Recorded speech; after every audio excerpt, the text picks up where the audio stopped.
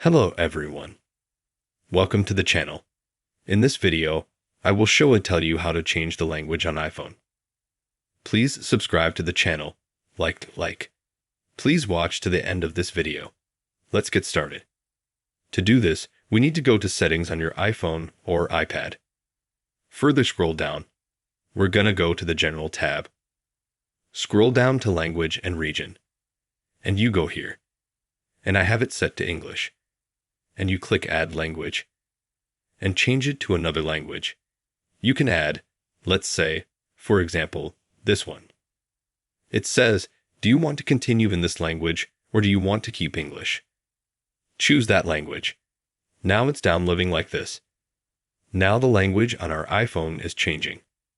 And now the language has changed to another language. After you want to change it again or delete this language. You can do that on the side, click Delete, and you'll have English as standard. That's how easy it is to change the language on your iPhone or iPad. If you liked this video and it helped you, be sure to subscribe to the channel. Give it a like. Thank you all for watching. Goodbye.